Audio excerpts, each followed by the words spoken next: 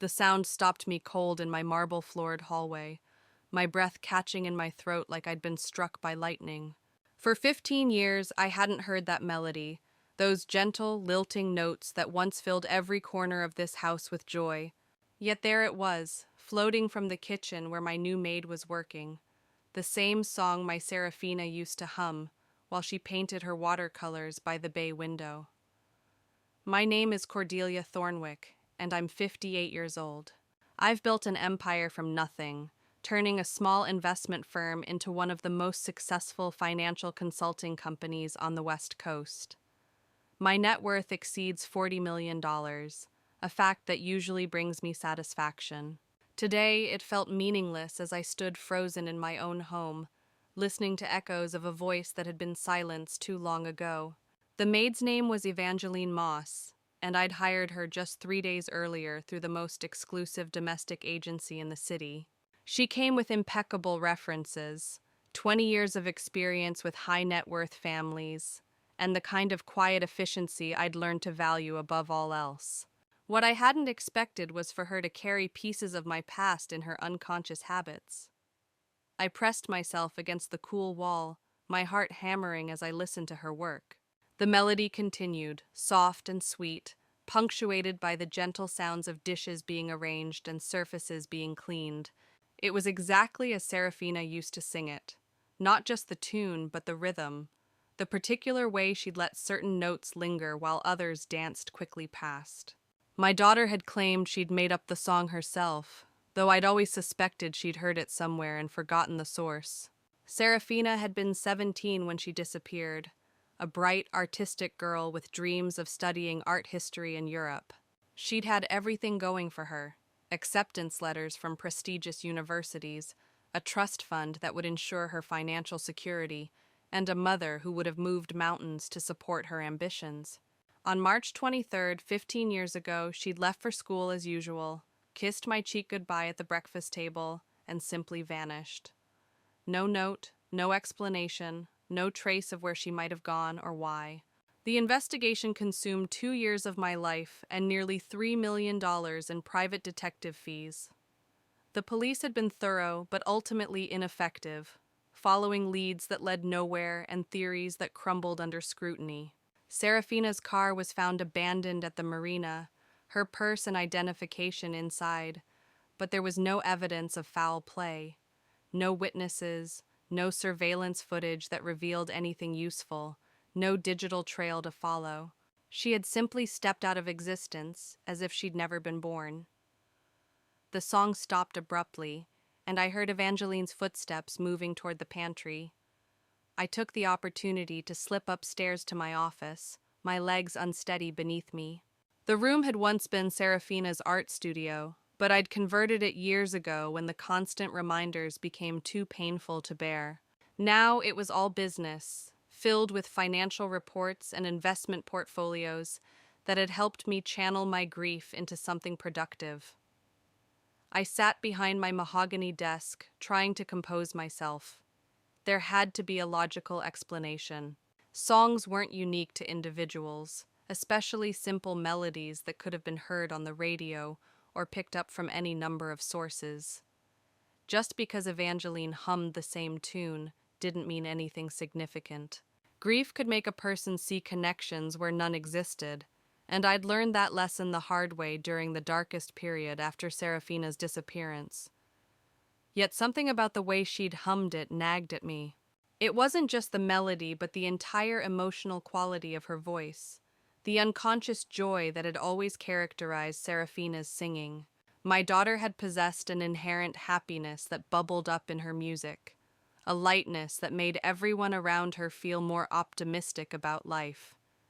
Hearing those same qualities in Evangeline's humming felt like encountering a ghost. I pulled up Evangeline's employment file on my computer, studying the details I'd only glanced at during the hiring process. She was 32 years old, born in Oregon, no immediate family listed. Her previous employment had been with the Ashworth family in San Francisco for 8 years. Before that, with a technology executive in Seattle. The references were glowing, describing her as trustworthy, hardworking, and exceptionally skilled at maintaining household harmony. What struck me as odd was the gap in her employment history. According to the documentation, she'd worked consistently for 20 years, but there was a period from 15 years ago when her record became somewhat vague. The agency had assured me this was common, that not every employer provided detailed records, especially for shorter-term positions. At the time, I'd been more interested in her recent references than ancient history. Now, staring at those dates, I felt a chill that had nothing to do with the air conditioning. 15 years ago was when Serafina had disappeared. The timing could be coincidental, but coincidences had always made me uncomfortable in business, and I'd learned to investigate them thoroughly. I heard Evangeline's voice from downstairs, speaking on the phone in what sounded like a personal conversation. Her tone was warm and familiar, the way people talk to someone they love. I found myself straining to catch individual words, though I knew eavesdropping on my employees' private calls was inappropriate. Still, something about her voice reminded me of someone, though I couldn't place who. The intercom on my desk buzzed softly. "Mrs. Thornwick?" Evangeline's voice came through the speaker, professionally polite. "I've finished the kitchen and dining room. Would you like me to start on the library, or is there something else you'd prefer I focus on today?" "The library is fine," I managed, surprised by how normal my voice sounded. "Take your time with the books. Some of them are quite valuable." "Of course, I'll be very careful." The connection ended, and I sat back in my chair, studying the employment file again. Something wasn't right, but I couldn't identify what exactly was bothering me beyond the song. Evangeline seemed genuine, her work was excellent, and her manner was both respectful and pleasant. If I started investigating every employee who reminded me of my daughter, I'd never be able to function normally. But functioning normally had never been my strong suit since Serafina disappeared. I'd thrown myself into work with an intensity that worried my friends and concerned my business partners. I'd moved out of our family home and into this sprawling estate, thinking that new surroundings would help me heal. I'd donated most of Serafina's belongings to charity, keeping only a few precious items that I couldn't bear to part with. The truth was, I'd never stopped looking for her. Even after the official investigation ended, even after the private detectives exhausted every lead, I'd continued monitoring missing persons databases and following up on tips that occasionally filtered through my assistant's office. Hope had become both my salvation and my curse, keeping me alive during the darkest moments while preventing me from ever truly moving forward. I heard the gentle thud of books being moved in the library below, followed by the soft swish of a dust cloth against leather bindings.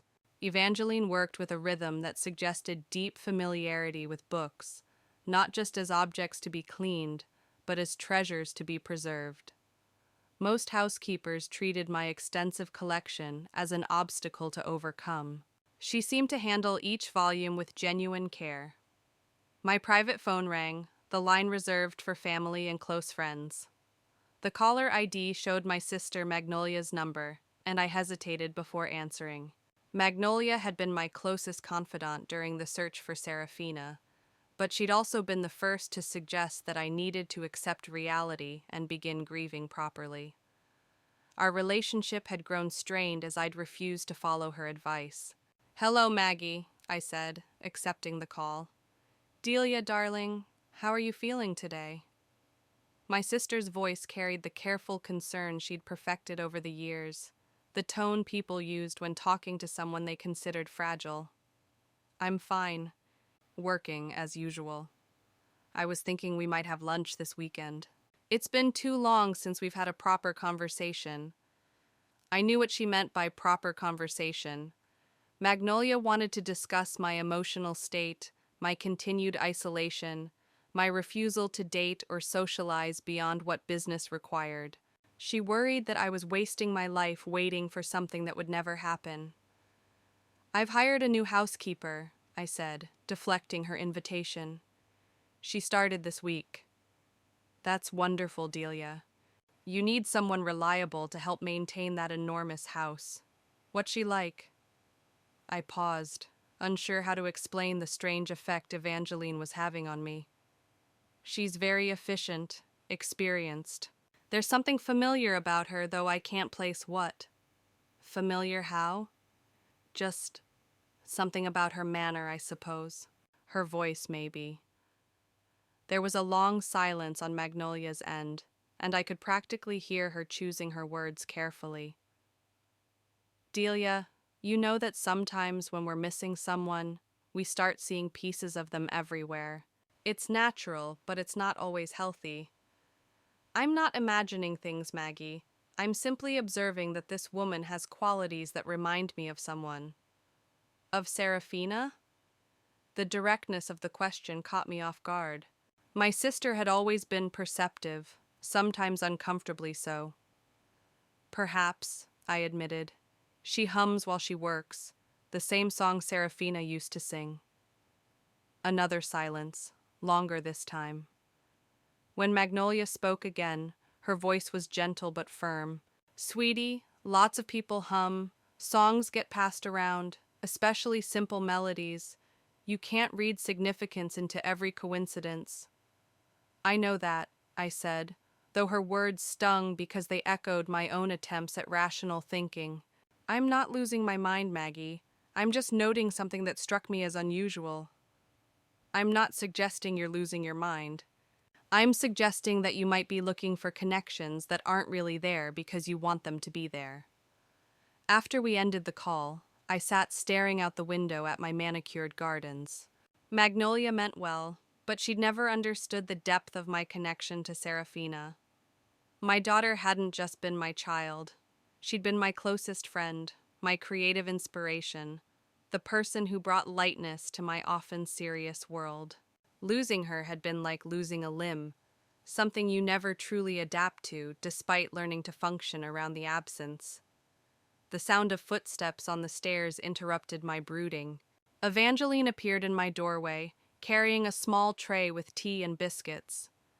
I thought you might like some refreshment, she said, setting the tray on the small table near my office window. I hope Earl Grey is all right. I found it in the kitchen cabinet. Earl Grey is perfect, I said, studying her face as she arranged the tea service. She had gentle features, warm brown eyes, and dark hair pulled back in a simple style that emphasized her natural beauty. There was something timeless about her appearance, as if she could have stepped out of a portrait from any era. The library is beautiful, she said, pouring tea into the delicate china cup. I've never seen such an extensive collection in a private home. You must love to read. I do. My daughter was the real book lover in the family, though. She could spend entire days lost in literature. Evangeline's hand paused almost imperceptibly as she handed me the teacup. She sounds wonderful. Does she live nearby? The question was perfectly innocent, the kind of polite inquiry anyone might make about an employer's family. Yet something in Evangeline's tone suggested more than casual interest. I began, then stopped. I'd grown tired of explaining Serafina's disappearance to new people, tired of watching their expressions change from curiosity to sympathy to uncomfortable silence. She's been away for some time. Evangeline nodded, her expression carefully neutral. Travel can be so enriching for young people. I'm sure she's having wonderful experiences. I set down the teacup, my hands trembling slightly. The way she'd phrased that response, the gentle assumption that Serafina was simply traveling rather than missing, felt like either remarkable intuition or something more deliberate. How did you know she was young? I asked, keeping my voice conversational. I'm sorry. You said travel can be enriching for young people. I mentioned that my daughter loved books, but I didn't indicate her age. Evangeline's composure didn't waver, but I caught a flicker of something in her eyes, gone so quickly I might have imagined it. I suppose I assumed, based on the way you spoke about her in the present tense. It suggested someone still in the exploration phase of life rather than settled into a career. The explanation was plausible, even insightful. Yet it felt rehearsed, as if she'd prepared for this particular question. "You're very perceptive," I said, watching her reaction carefully. "In my line of work, you learn to pick up on subtle cues. Families have their own rhythms and sensitivities, and the best way to serve them well is to understand what's unspoken as much as what's explicit." She finished arranging the tea service and moved toward the door. "Is there anything else you need this afternoon, Mrs. Thornwick?" "Actually, yes. Would you mind telling me more about your background? I realize I was rather brief during the interview process." Evangeline paused, her hand on the door frame. "Of course. What would you like to know?" "You mentioned you grew up in Oregon. Whereabouts?" "A small town called Millbrook. It's near the coast, very quiet. My parents ran a bed and breakfast there." "Are they still alive?" "No, they passed away several years ago. That's actually when I decided to pursue domestic work full-time. The property was sold, and I found I enjoyed taking care of homes and families." "I'm sorry for your loss," I said, meaning it. "It must have been difficult, losing your parents and your childhood home at the same time." "It was challenging," she agreed. "But sometimes losing everything forces you to discover who you really are underneath all the familiar structures." The observation was surprisingly philosophical for casual conversation, and delivered with a depth that suggested personal experience with significant loss. I found myself wanting to know more about this woman who moved through my house with such quiet confidence. "Do you have other family? Siblings?" "Not anymore," she said softly. "I was an only child, and my parents were quite young when they had me. By the time I was grown, most of our extended family had drifted apart. That must be lonely." "Sometimes. But I've learned to find family in other ways. The people I work for often become very important to me." Something in her tone made me look at her more closely. There was an intensity in her expression that seemed to carry emotional weight beyond professional dedication. "Have you worked for many families over the years?" "A few. Long-term positions, mostly. I prefer to really get to know the people I work with, rather than moving around frequently."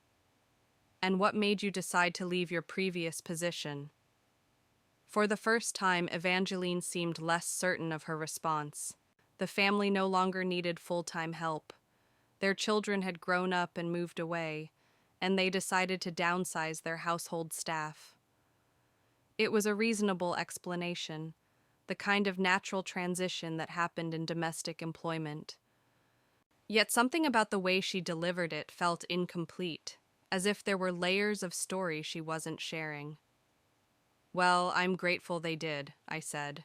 "Your work here has been exceptional, and it's been pleasant having someone around who appreciates the house properly."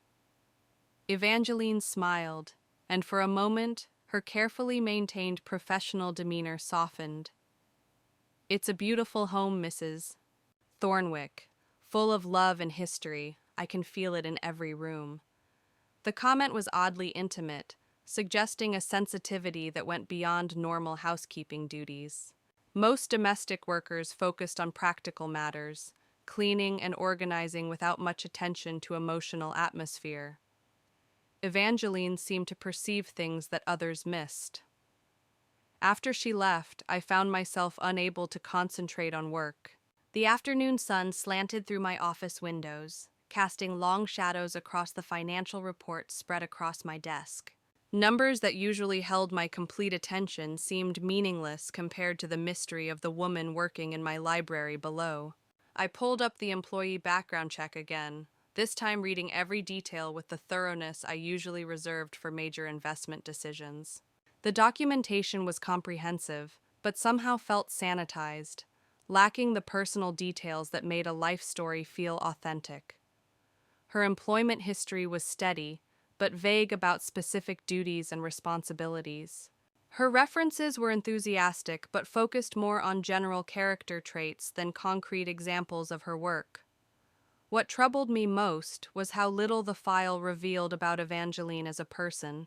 There were no hobbies listed, no personal interests, No emergency contacts beyond the employment agency. It was as if she'd emerged from nowhere 15 years ago and constructed a perfectly respectable but entirely impersonal professional identity. I heard her humming again, the same melody that had stopped me cold earlier. This time I recognized something else in the tune, a variation that Serafina used to add during the chorus. It was a small embellishment, barely noticeable unless you'd heard it hundreds of times. The fact that Evangeline included this particular detail made my hands go cold with possibility. I walked quietly to the staircase, positioning myself where I could hear more clearly without being seen. Evangeline was in the living room now, arranging flowers in the crystal vases I'd bought during a trip to Prague with Serafina. Her movements were graceful and sure, as if she'd handled these particular pieces many times before. The humming continued as she worked, and I closed my eyes, letting the melody wash over me. For a moment I could almost pretend that Serafina was downstairs, arranging flowers as she'd done every Sunday morning, filling the house with music and beauty. The pain of that imagined possibility was so sharp I had to grip the banister to steady myself. When I opened my eyes, Evangeline was looking directly at me, her expression unreadable. We stared at each other across the space between floors, a moment of connection that felt charged with unspoken recognition. "Is everything all right, Mrs. Thornwick?" she asked, her voice carefully neutral. "I was just listening to your humming. It's a lovely song." "Thank you. It's something I've known for a long time. I'm not even sure where I learned it." The casualness of her response felt deliberately crafted, another piece of the careful performance she seemed to be giving. I made a decision that surprised me with its suddenness. "Would you join me for dinner tonight?" I asked. "I usually eat alone, and it would be pleasant to have company." Evangeline's composure wavered slightly, revealing what might have been surprise or something deeper. "That's very kind, Mrs. Thornwick, but I wouldn't want to impose. The agency usually discourages personal relationships between staff and employers." "The agency works for me, not the other way around," I said firmly. "Besides, I'm not suggesting anything inappropriate. Simply two people sharing a meal and conversation." She considered this for a long moment, her internal debate visible in her expression. "If you're certain it won't create any awkwardness." "I'm certain." 7 o'clock in the dining room? "Yes, ma'am. Should I prepare something special?" "Whatever you think would be nice. I trust your judgment." After she agreed, I returned to my office, my heart racing with anticipation and dread. I'd just crossed a professional boundary I'd never violated before, inviting domestic staff to join me socially. Yet something about Evangeline pulled at me, demanding closer attention despite every rational warning in my head. I spent the remainder of the afternoon researching missing persons databases I hadn't checked in months, looking for any new information about cases from 15 years ago. The searches yielded nothing useful, just the same tragic stories of families torn apart by unexplained disappearances. Serafina's case remained as mysterious as ever, her file unchanged since the last official update years earlier. As 7 o'clock approached, I found myself changing clothes 3 times, unable to decide what was appropriate for dinner with my housekeeper. The entire situation felt surreal, as if I were preparing for a date with someone whose true identity remained a mystery. Finally, I settled on a simple dress that was elegant without being overly formal. When I entered the dining room, Evangeline was setting the table with my finest china and crystal stemware. She'd prepared what appeared to be a sophisticated meal, far beyond the simple fare I'd expected. "This looks wonderful," I said, taking in the carefully arranged place settings and the wine she'd selected from my cellar. "You've gone to considerable trouble." "I wanted it to be special," she replied, her cheeks slightly flushed. "It's been a long time since I've shared a proper dinner with someone." The admission suggested a loneliness that matched my own, and I felt an unexpected surge of empathy for this woman whose life seemed as carefully guarded as mine had become. We sat across from each other at the polished mahogany table, the formal setting creating both intimacy and distance. Evangeline had prepared salmon with a delicate herb sauce, roasted vegetables, and a salad that showcased ingredients I was certain hadn't been in my kitchen that morning. "You must have gone shopping," I observed, tasting the perfectly seasoned fish. "I took the liberty of visiting the market this afternoon. I hope that's all right. I'll provide receipts for reimbursement, of course." "That's fine, though unnecessary. I'm more impressed that you managed to create something this sophisticated with such short notice." "Cooking has always been a passion of mine," she said, her eyes lighting up in a way that made her look younger. "There's something deeply satisfying about creating something beautiful and nourishing from simple ingredients." "Serafina felt the same way about her art," I said, watching Evangeline's reaction carefully. "She used to say that creation was the closest thing to magic that humans could achieve." This time, Evangeline's response was immediate and unmistakable. Her fork paused halfway to her mouth, and I saw her swallow hard before continuing to eat. The reaction lasted only seconds, but it was enough to confirm my growing suspicions. "She sounds like someone who understood beauty," Evangeline said finally, her voice slightly strained. "She was someone who created beauty, everywhere she went. This house felt different when she lived here, more alive somehow." "What kind of art did she create?" The question came out too quickly, with too much intensity for casual interest. I set down my wineglass and looked directly into Evangeline's eyes. "Watercolors mostly, landscapes and portraits. She had a particular talent for capturing emotion in faces, the subtle expressions that reveal inner life." Evangeline nodded, her attention focused on her plate. "That's a rare gift. Most people see only surfaces." Yes, she saw deeper than most. Even as a child, she seemed to understand things that others missed. We ate in silence for a few minutes, the tension in the room growing thicker with each unspoken question. I found myself studying Evangeline's features more carefully, looking for familiar angles in the curve of her jaw, the shape of her eyes, the way she held her head when she was thinking. "Tell me about your childhood," I said suddenly. "What was it like growing up in Oregon?" Evangeline's hand tightened around her fork. "Peaceful. My parents were good people, very devoted to each other and to making their guests feel welcome. I learned about hospitality from watching them." "Did you have friends? Hobbies?" "I was a solitary child, I suppose. I spent a lot of time reading, exploring the coastline, drawing in sketchbooks my mother bought me." The mention of drawing sent another chill through me. "You were artistic?" "In an amateur way. Nothing serious, just a hobby that helped me process my thoughts and feelings." "Do you still draw?" "Sometimes. Not as much as I used to." I excused myself briefly and went to my office, returning with a leather portfolio I'd kept hidden for years. Inside were dozens of Serafina's sketches and paintings, works I'd been unable to part with despite the pain they caused me. "I'd like to show you something," I said, opening the portfolio on the table beside our dinner plates. Evangeline's breath caught audibly as she saw the first drawing, a detailed pencil sketch of the bay window in what was now my office. Her eyes moved across the page with an intensity that went beyond casual appreciation. "These are beautiful," she whispered, her voice thick with emotion. "Incredibly skilled work." "My daughter created these," I said, watching her face carefully. "She was 17 when she drew most of them." Evangeline reached toward the sketch, then stopped herself before her fingers could touch the paper. The gesture was unconscious but telling, suggesting a familiarity with the artwork that went beyond first viewing. "She captured so much life in these lines," Evangeline said. "You can feel the personality behind the work."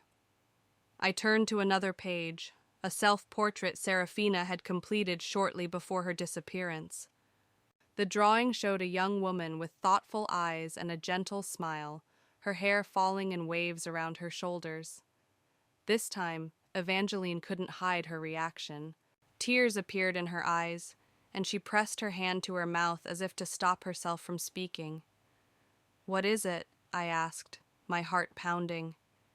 She was so young, so full of possibility. Evangeline's voice broke slightly. It must be devastating to lose someone so talented, so full of life. "She didn't die," I said firmly. "She disappeared. There's a difference." Evangeline looked at me with an expression I couldn't decipher, something between compassion and anguish. "Of course, I'm sorry. I shouldn't have assumed." "Most people do assume. 15 years is a long time to be missing without explanation. But I've never accepted that she's gone permanently." "What do you think happened to her?" The question was delivered with careful neutrality, but I sensed deeper currents beneath Evangeline's professional demeanor. She wasn't just making conversation. She genuinely wanted to know my theories about Serafina's disappearance. "I think she left intentionally," I said, voicing a possibility I'd rarely shared with others. "Not because she was unhappy, but because she needed something she couldn't find here. Serafina was always searching for deeper meaning, bigger experiences than our life provided." "And you think she might come back someday?" "I hope she might come back someday. There's a difference between thinking and hoping, though I'm not always clear on which one I'm doing." Evangeline nodded slowly, her eyes still fixed on the self-portrait. "Hope can be both a blessing and a burden." "You sound as if you speak from experience." "Don't we all carry hopes that complicate our lives? Dreams that might be better released but feel too precious to abandon?" The conversation had shifted into territory that felt dangerous and necessary simultaneously. We were no longer talking about my daughter's disappearance in abstract terms. We were discussing the nature of loss and longing in ways that suggested personal knowledge. "What hopes complicate your life, Evangeline?" She was quiet for so long that I thought she might not answer. When she finally spoke, her voice was barely above a whisper. "The hope that the people we hurt can forgive us. That the choices we made in desperation can be understood, even if they can't be undone." The admission hung between us like a confession, laden with implications I was afraid to examine too closely. I closed the portfolio of Serafina's artwork and set it aside, my hands trembling slightly. "Everyone makes choices they regret," I said carefully. "The question is whether those choices define us permanently or simply represent moments in our development. Some choices have consequences that last much longer than moments," Evangeline replied. "Some choices change other people's lives in ways that can't be repaired." I studied her face in the candlelight, seeing layers of emotion that contradicted her carefully maintained composure. This was a woman carrying significant pain, guilt that had shaped years of her life. "Would you like to tell me about it?" I asked gently. Evangeline shook her head, but her refusal seemed to cost her considerable effort. "I'm not ready. Not yet. But someday? Maybe someday." We finished dinner in contemplative silence, both of us lost in thoughts too complex for casual conversation. As Evangeline cleared the table, I noticed she handled Serafina's favorite serving pieces with particular care, as if she understood their significance. "Thank you for sharing your daughter's artwork with me," she said, as she prepared to return to the kitchen. "It's clear how much you love her." "Love," I corrected. Present tense. That doesn't change just because someone isn't physically present. Evangeline paused in the doorway, her back to me. "No," she said softly. "It doesn't change." After she left, I sat alone in the dining room, surrounded by the lingering warmth of shared conversation and the growing certainty that nothing about this evening had been coincidental. Evangeline carried secrets that connected to my life in ways I was only beginning to understand. The question was whether I had the courage to pursue the truth, regardless of what that truth might reveal. I spent the night in restless contemplation, my mind cycling through possibilities I'd never allowed myself to consider seriously. The rational part of me insisted that coincidences did happen, that grief could create patterns where none existed, that I was seeing what I wanted to see rather than what was actually there. But the deeper, more intuitive part of my consciousness recognized something in Evangeline that transcended logical explanation. The next morning, I found her in the garden at dawn, tending to the rose bushes that had been Serafina's special project. She moved among the plants with confident familiarity, deadheading spent blooms and adjusting supports with the practiced ease of someone who understood each variety's specific needs. "You're up early," I observed, stepping onto the terrace with my morning coffee. "I've always been drawn to gardens in the morning," she replied, not looking up from her work. "There's something peaceful about starting the day by nurturing growing things." "Those roses were planted by my daughter," I said, watching for her reaction. She researched each variety carefully, choosing colors and fragrances that would complement each other throughout the growing season. Evangeline's hands stilled for a moment among the blossoms. She had excellent taste. The combinations are perfectly balanced. She spent 2 summers planning this garden. It was going to be her graduation gift to herself, something beautiful to leave behind when she went to college. And instead, it became a memorial? The question was asked so softly I almost missed it, but the choice of words sent another chill through me. A memorial suggested death, finality, the kind of closure I'd never been able to achieve. "Not a memorial," I corrected. "A continuation. I've maintained it exactly as she designed it, adding new plantings only where the original plan indicated."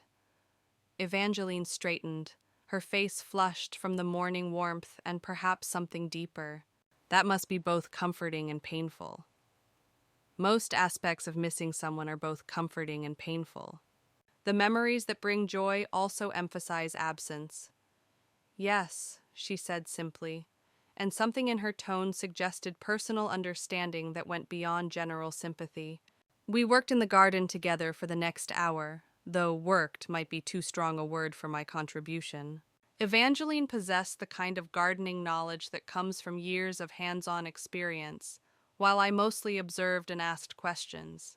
She knew which plants needed more water, which required pruning, which bulbs should be divided for fall replanting. "Where did you learn so much about horticulture?" I asked, as she expertly propagated cuttings from a climbing rose. "My mother was passionate about gardens," she replied. "She taught me that plants are like people. They thrive when their individual needs are understood and respected." "Your mother sounds like she was a wise woman." She was. Very patient, very intuitive about living things. "Do you miss her?" Evangeline's hands paused in their work, and when she looked at me, her eyes held depths of sadness that seemed disproportionate to the simple question. "Every day," she said. "Losing a mother changes everything about how you understand yourself in the world." "Even when you're an adult?" "Especially when you're an adult. Childhood loss is devastating, but adult loss carries additional layers of regret, things left unsaid, relationships left unresolved."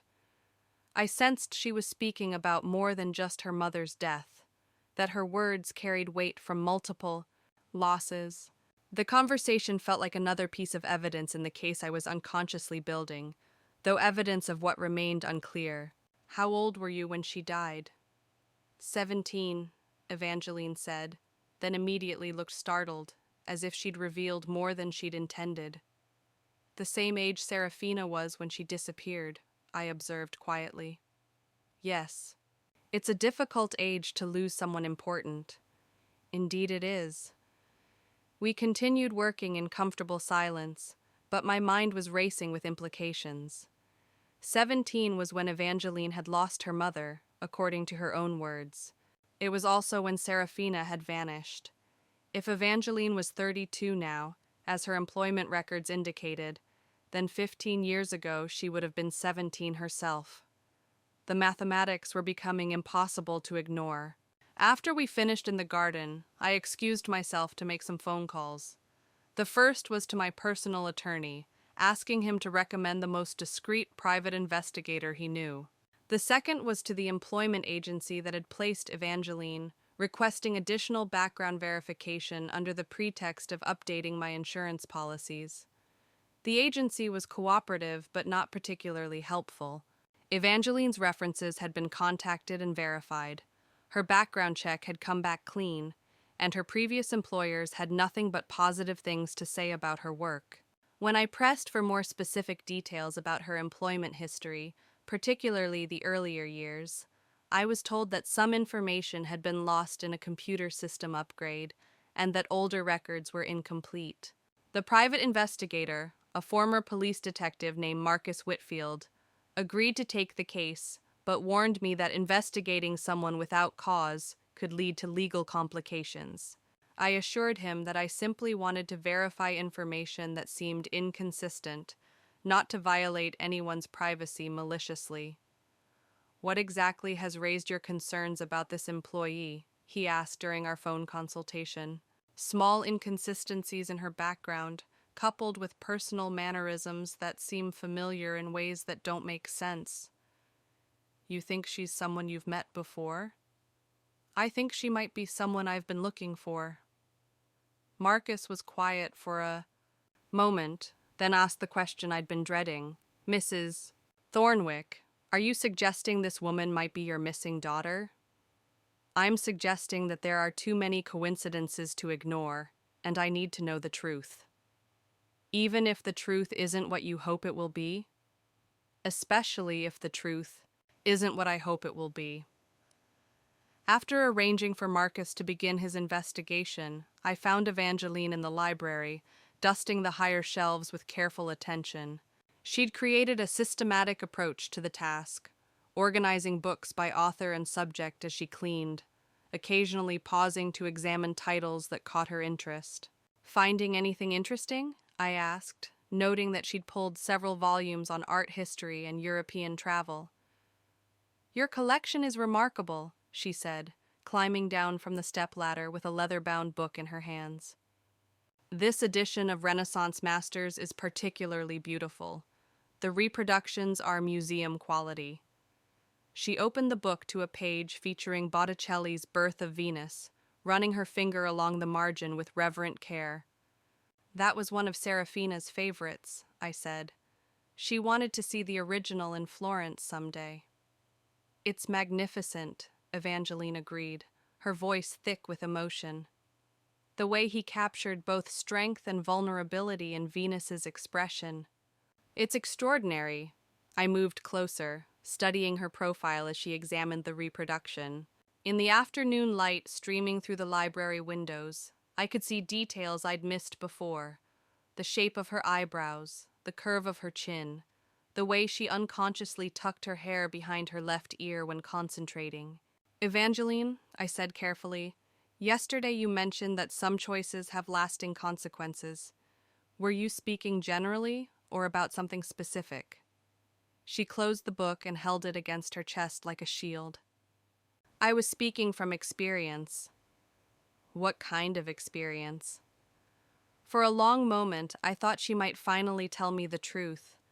Her internal struggle was visible in her expression, the war between secrets and honesty playing out in real time. "The kind that makes you realize how much damage fear can cause," she said finally.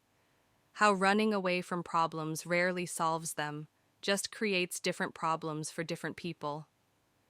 "Is that what you did? Run away from problems?" "Once. A long time ago. And the consequences of that choice have shaped every day since." My heart was beating so hard I was certain she could hear it. "Where did you run to?" "Everywhere and nowhere. Different cities, different jobs, different identities. Always moving, never settling, trying to outrun guilt that followed me regardless of geography." "And what finally made you stop running?" Evangeline looked directly at me then, and in her eyes I saw something that made my knees weak with recognition and possibility. The realization that some things can't be outrun, she said. That some debts can only be paid by facing the people you've hurt and accepting whatever consequences await. The library fell silent except for the ticking of the grandfather clock in the corner, the same clock that had marked time during countless afternoons when Serafina had curled up in the window seat with her books and dreams. Now it seemed to be counting down to a moment of truth that would either destroy my carefully maintained hope or fulfill it in ways I'd never dared imagine. "Evangeline," I whispered, my voice barely audible. "Who are you really?" She set the book down on the nearest shelf, her movements deliberate and final, as if she were placing the last piece of a puzzle that would reveal everything. "I think," she said, her voice breaking with 15 years of suppressed emotion, "it's time you knew." The words hung in the air between us like a bridge I was terrified to cross. My legs felt unsteady, and I reached for the nearest chair, gripping its back until my knuckles went white. Everything in the room seemed to shift slightly, as if reality itself was adjusting to accommodate a truth too large for the space we occupied. "Evangeline," I whispered, though even as I spoke the name, it felt false on my tongue. She closed her eyes, and when she opened them again, something fundamental had changed in her expression. The careful mask of professional politeness had fallen away, replaced by a vulnerability that made her look achingly young despite the years that had passed. "My real name," she said, her voice trembling, "is Serafina Thornwick, and I am so incredibly sorry, Mom." The word "Mom" hit me like a physical blow.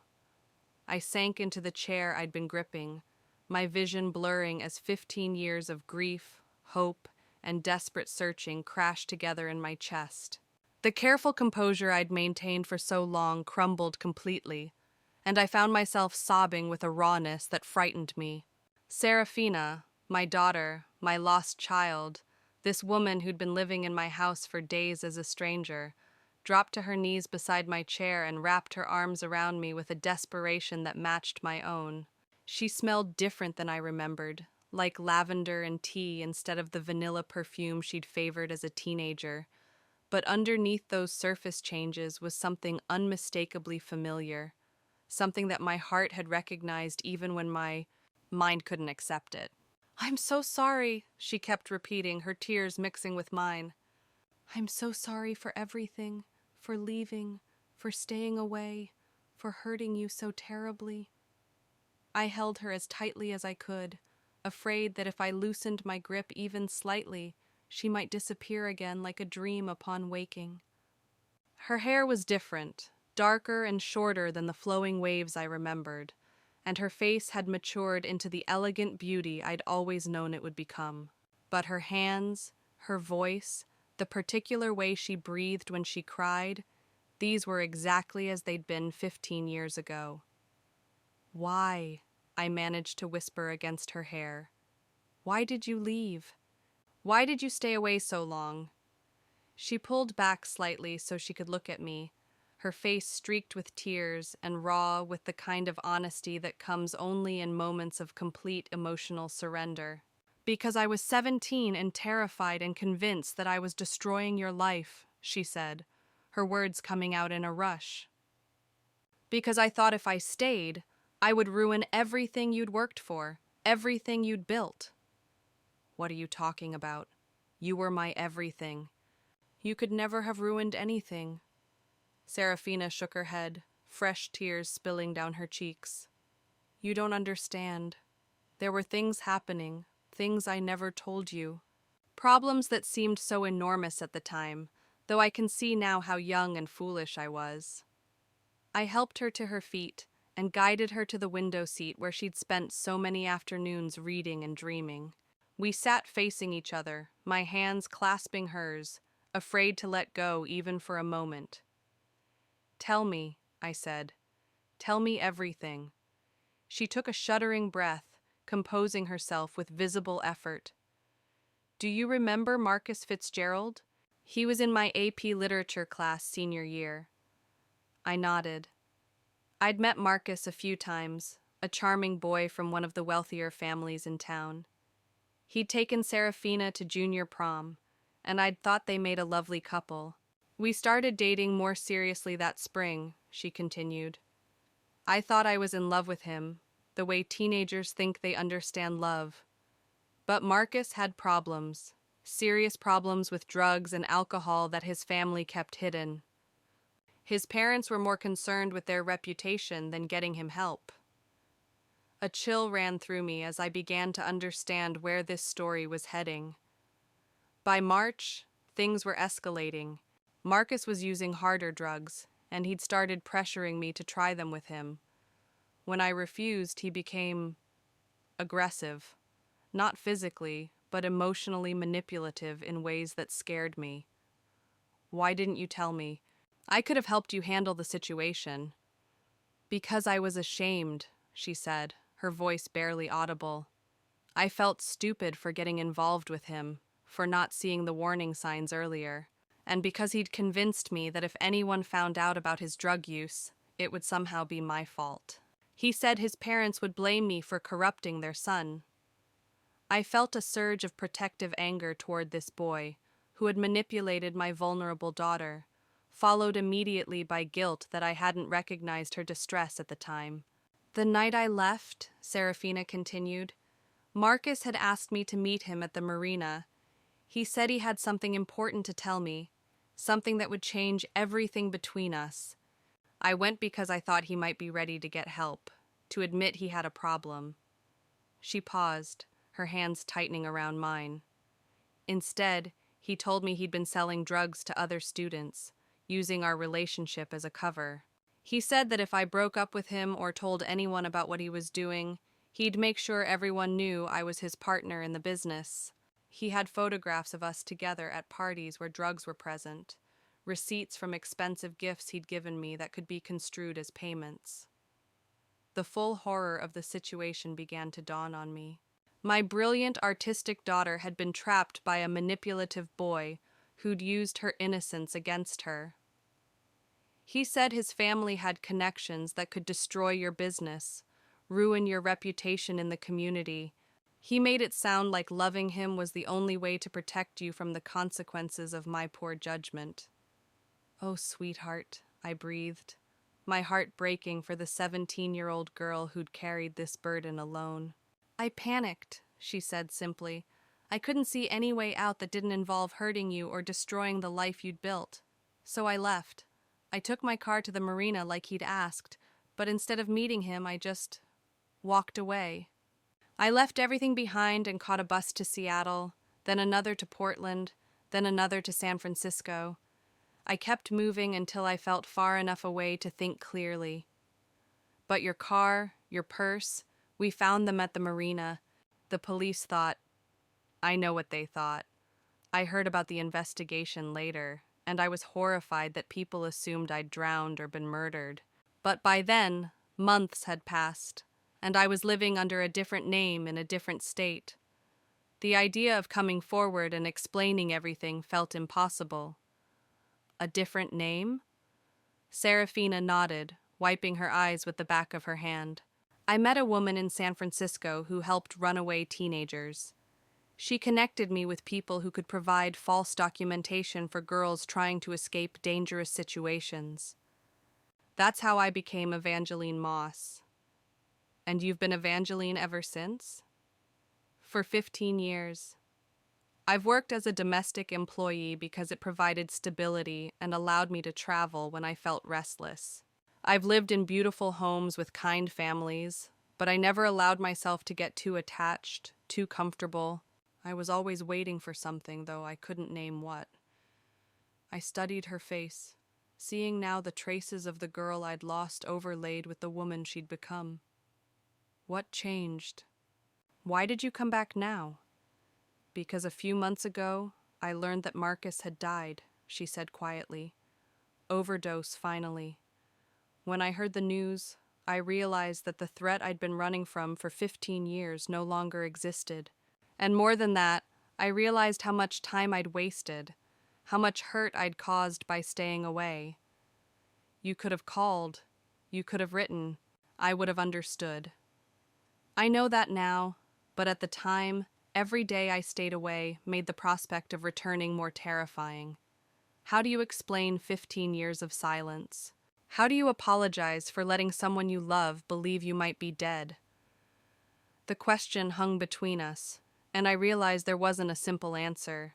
The pain she'd caused had been enormous, but the pain she'd carried in return was equally devastating. I hired private investigators 3 years ago, I told her.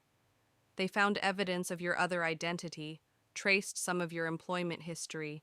I knew someone named Evangeline Moss existed, but I could never prove the connection. Serafina looked startled. You knew? I suspected. The investigators could never find a birth certificate for Evangeline Moss that predated 15 years ago, and some of your employment references didn't quite add up when they checked thoroughly. But suspecting and knowing are different things. Why didn't you confront me when you hired me? I considered the question, trying to articulate the complex emotions that had guided my decisions.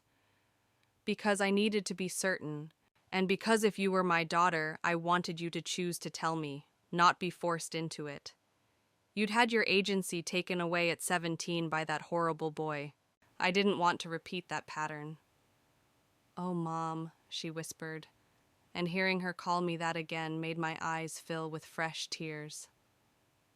There's something else, I said, reaching for the portfolio of her artwork I'd shown her the night before. I never stopped believing you were alive because I never stopped feeling connected to you. Call it mother's intuition or wishful thinking, but something inside me insisted that if you were truly gone, I would know. I opened the portfolio to the self-portrait she'd drawn shortly before leaving, then looked at her face now. The resemblance was unmistakable when you knew what to look for, but time and experience had refined her features in ways that made her both familiar and new. You've become exactly the woman I hoped you'd become, I said. Strong, compassionate, independent. Even in the way you cleaned my house, I could see your artistic sensibility, your attention to beauty and detail. I thought about you every day, she said. I followed news about your business online, read articles about your success. I was so proud of what you'd accomplished, and so guilty that I wasn't there to celebrate with you. Success means nothing without the people you love to share it with, I told her. These 15 years have been the loneliest of my life, despite all the professional achievements. We sat in silence for a while, both of us processing the magnitude of what had just occurred. The late afternoon sun slanted through the library windows, casting golden light across the room where my daughter had first fallen in love with books and learning. Now she was here again, no longer the teenager who'd left in fear and confusion, but a grown woman carrying the weight of choices made in desperation. What happens now? She asked finally. It was a question I'd fantasized about answering for 15 years, but now that the moment had arrived, I felt unsure of how to proceed. The relief of having her back was enormous, but so were the practical and emotional challenges of rebuilding a relationship that had been severed so traumatically. Now we figure out how to be mother and daughter again, I said. Not the way we were before, because too much has changed, but in whatever way works for who we are now. Are you angry with me? I considered the question honestly. I'm angry at the situation. I'm angry at Marcus Fitzgerald for manipulating you. I'm angry at myself for not seeing your distress. But angry at you? No, sweetheart. I'm heartbroken for all the time we lost, but I understand why you made the choices you did. I ruined so many years for both of us. You were a child in an impossible situation. You did what you thought would protect the people you loved. That shows wisdom, even if the execution was flawed. Serafina leaned against me, and I wrapped my arms around her, marveling at the simple miracle of being able to hold my daughter again. Her presence felt both natural and surreal, as if I were embracing a beloved ghost who had suddenly become flesh again. Tell me about your life, I said. These 15 years. I want to know everything. Over the next several hours, as evening fell and we moved to the kitchen to prepare dinner together, Serafina shared the story of her adult years. She'd worked for families across the country, finding purpose in creating order and beauty in other people's homes, while denying herself the permanence she craved. She'd continued her education through online courses, earning a degree in art history that she'd never been able to use professionally under her assumed identity. I never stopped drawing, she told me as we prepared the simple meal together. But I could never bring myself to sign my real name to anything I created. It felt like too much of a risk, too much exposure. Do you still have any of your work? Some. I kept a few pieces, though I moved around so much that it was difficult to maintain a collection. I'd love to see them sometime. I'd love to show them to you. As we cooked and talked, I was struck by how naturally we fell back into comfortable rhythms despite the enormous gap in time and experience. She anticipated my needs in the kitchen the way she had as a teenager, handing me ingredients before I asked for them, adjusting seasonings with the same intuitive understanding of my preferences. How long had you been planning to tell me? I asked as we sat down to eat. Since the moment I walked into this house and saw that everything was exactly as I'd left it, she said. My room, my art supplies, even the garden I'd designed. You preserved everything as if you knew I'd come back. I hoped you'd come back. There's a difference. When I saw the job listing for a domestic position here, I knew it was a sign. I convinced the agency to place me specifically with you, though I told them I had experience with clients in similar situations. Similar to what?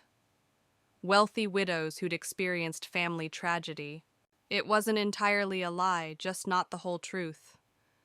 I studied her face, noting the careful way she chose her words. You've become quite skilled at managing information. 15 years of living under a false identity teaches you to be very precise about what you reveal and when. And what you revealed to me over these past few days? Little pieces of the truth mixed with necessary fiction. The stories about my childhood in Oregon were inspired by a family I worked for there, but the emotions behind them were real. I have felt like an orphan for 15 years, cut off from everyone who truly knew me. After dinner, I showed her through the house, pointing out changes I'd made and things I'd preserved exactly as she'd left them. Her bedroom was the most difficult room for both of us to enter, frozen in time like a shrine to the girl she'd been. This must have been torture for you, she said, running her fingers along the desk where she'd done homework and written in journals that I'd never found. Sometimes, but also comforting. It helped me believe that your story wasn't finished, that this was just an interruption rather than an ending. She picked up a small ceramic figurine from her bookshelf, a ballerina she'd treasured as a child. I can't believe you kept everything. I couldn't bear to change anything. This room was the last place you'd chosen to be yourself, before fear and circumstance forced you to become someone else. I want to be myself again, she said suddenly, turning to face me with fierce determination. I want to reclaim my name, my identity, my place in your life, but I don't know how to do that legally after so many years of false documentation. We'll figure it out, I assured her. I have excellent lawyers who can help with the bureaucratic aspects. The important thing is that you're here, that you want to be Serafina Thornwick again. What if people ask questions? What if the media gets involved? Your reputation, your business. Let me worry about that. I've spent 15 years building a company that can survive a few uncomfortable questions. And honestly, I don't care what anyone thinks as long as I have my daughter back. That night, I called my sister Magnolia to share the news. Her initial reaction was disbelief, followed by tears, followed by an immediate demand to come over and see Serafina for herself. Maggie wants to see you, I told Serafina after ending the call. She's been grieving your loss almost as much as I have. Is she angry with me? She's probably going to cry, lecture you about the pain you caused, Cry some more, then insist on cooking you your favorite meal from childhood. Magnolia processes emotions through food. Serafina smiled, the first truly relaxed expression I'd seen from her since her confession. I remember. She made those incredible chocolate chip cookies whenever I was sad about something. She's probably already pulling ingredients from her pantry. When Magnolia arrived an hour later, the reunion was every bit as emotional as I'd predicted. She alternated between scolding Serafina for the years of worry and embracing her with desperate relief. By the end of the evening, she'd extracted promises for weekly family dinners and had begun planning a small celebration to mark Serafina's return. "We'll keep it quiet," she assured us. "Just family and a few close friends who've been part of the search over the years. People who deserve to know that prayers can sometimes be answered." Over the following weeks, we worked with attorneys to begin the process of restoring Serafina's legal identity. The situation was complex, but not unprecedented, and with sufficient documentation and testimony, it was possible to petition for legal recognition of her circumstances. The process would take months, but it was manageable. More challenging was the emotional work of rebuilding our relationship. 15 years had changed us both in fundamental ways, and we had to learn to navigate the space between the mother and daughter we'd been and the women we'd become. Some conversations were easy, flowing with the natural affection that had never died despite our separation. Others were difficult, touching on years of pain and missed experiences that couldn't be recovered. "I missed your college graduation," I said one afternoon as we worked together in the garden. "Your first job, your heartbreaks, all the moments when you might have needed support or celebration. And I missed your achievements, your struggles, the times when you might have needed family around you," she replied. "We both lost those years, Mom, but dwelling on what's gone won't help us appreciate what we have now." "When did you become so wise?" "Probably around the time I realized that regret is a luxury I couldn't afford if I wanted to have any happiness at all. I began to understand that the daughter who'd returned to me was in many ways stronger and more mature than the one who'd left. The experiences that had taken her away had also shaped her into someone capable of deep empathy and remarkable resilience. She'd learned to create homes for other people while denying herself that same comfort, developing skills in nurturing and organizing that served her well in her work as Evangeline, but had cost her dearly in personal fulfillment. "I want to go back to school," she told me one evening, as we planned her gradual transition back to her real identity. "I want to study art restoration, maybe work in museums or with private collectors. I've spent 15 years taking care of other people's treasures. I'd like to help preserve them for future generations." "That sounds perfect," I said, "and entirely appropriate for someone who spent years preserving beauty in whatever form she encountered it. You'd support that? Even though it means I might travel again, work in different cities?" "I'd support anything that brings you fulfillment. I've learned not to hold too tightly to the people I love. Sometimes the best way to keep them is to give them freedom to become who they're meant to be." "I'm not going anywhere," she assured me. "I've done enough running for one lifetime. Whatever comes next, I want to face it as part of a family, not as someone hiding from her past." 3 months after Serafina's revelation, we held the small celebration Magnolia had planned. It was nothing elaborate, just 20 people who'd been important in our lives and in the search for my missing daughter. We gathered in the garden Serafina had designed, surrounded by the roses that had bloomed faithfully every year during her absence. As I watched her move through the group, accepting congratulations and answering careful questions about her years away, I was struck by how completely she'd reclaimed her identity. The nervous, guarded woman who'd worked as my housekeeper had been replaced by someone confident in her place in the world, secure in her relationships, honest about her past mistakes without being defined by them.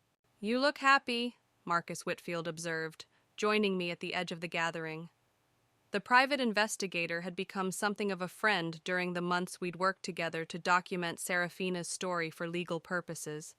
I am happy, I said, more than I thought possible.